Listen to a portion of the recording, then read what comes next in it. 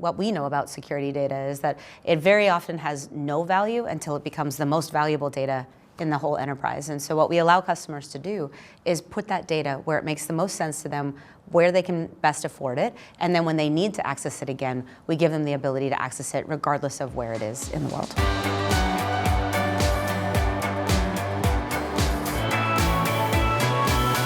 Abby Strong is the CMO and Zach Johnson is the CFO of Cribl. They're both sitting down with us here in San Francisco, and I'm very grateful for your time here at RSAC. Nice to have you both. Thank you for having us. Of course. So Abby, let me start with you. Give us a little bit of a primer for any of our viewers who might be otherwise a bit unfamiliar with the work that you and your colleagues do at Cribl. What's it all about? Well, Cribl is a company really focused on building a data engine for IT and security professionals, helping them move into the next generation of telemetry data management. And Zach, how would you say that the core products that you offer at Cribl differ from a lot of your competitors in the market? Some of the things that I think we could both agree on is exciting is when we engage our customers is they find that our products, have thought about them specifically, and that's IT and security professionals. Mm-hmm. 2, offer flexibility and control of their data, that telemetry data that Abby was just mentioning. And then 3, we stand behind our values, which is we're a customer-first organization. Abby, what are a lot of those pain points, those problems that your customers are coming to you with, and how do you feel that Cribl can uniquely help address a lot of those pain points? Well, fundamentally, the reason that Cribl exists at all is that there's a tension between data growth, which is growing at a pretty much a minimum now of 28% compound annual growth rate year over year. That's an IDC statistic, and it's actually a little outdated now. We're pretty sure that when we get new updated information, it'll be significantly greater with the advent of AI. But we have yet to talk to anybody in IT and security who's told us that their budgets are growing at 28%.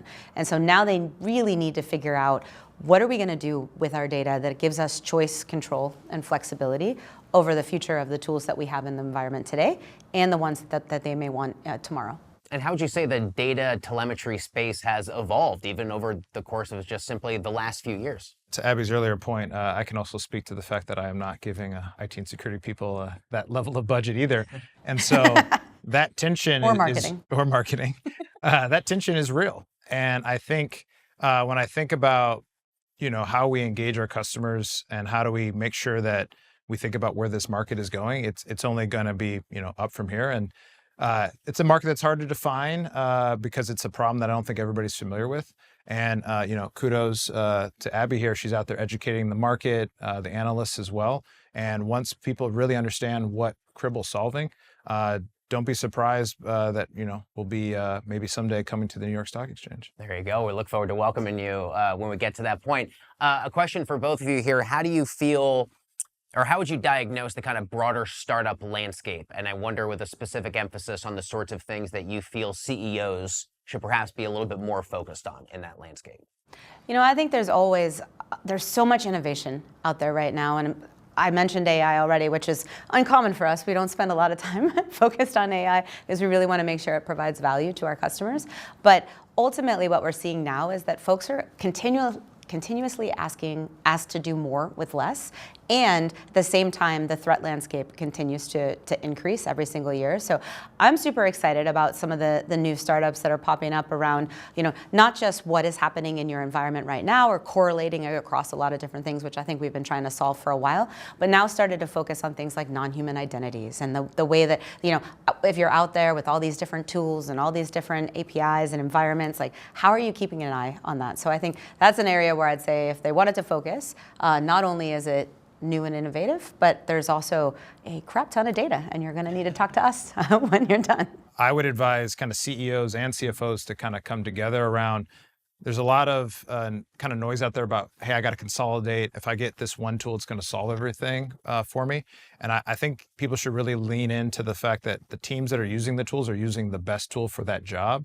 And what they really need to think about is, how do I accelerate value to those teams and make it more efficient? And that's really where I think Cribl can play a big role for those companies and really help CEOs and CFOs get the optimization they want while keeping teams satisfactory high. How about any of the current cybersecurity trends that both of you are currently following and tracking in the market? There are bad actors out there, and they're becoming more sophisticated in terms of the different threats that are coming to you. And so I think the security landscape is only going to increase as much as we're increasing, the volume that, application developers can develop these tools more quickly and get them into market. I think that creates an exposure on the security front that many of these startups and mature companies are going to try and fill and protect companies from. And so I think it's, an exciting time, but in some ways a scary time for folks out there on the front lines. You said something so prescient there, and I think it's important to double down on, is that one of the most important things that we see from just a market landscape point of view is that there isn't just one place that you can put data anymore.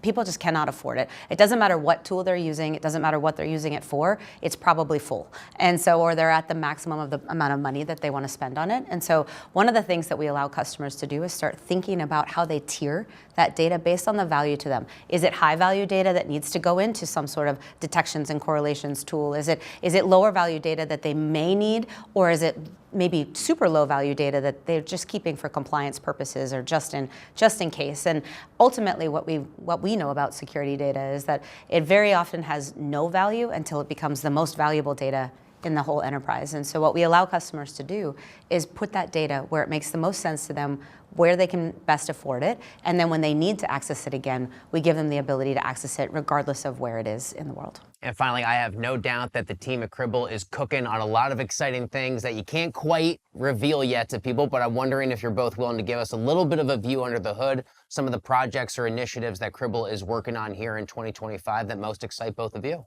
We crossed 200 million last year, and stay tuned. We will cross that 300 million number at some point this year as well. And so I couldn't be prouder of the team. It takes more than just the two of us. There's a bunch of people, actually over 800 goats in the herd these days, that are working together to execute on that goal. And I couldn't be happier or prouder of the team.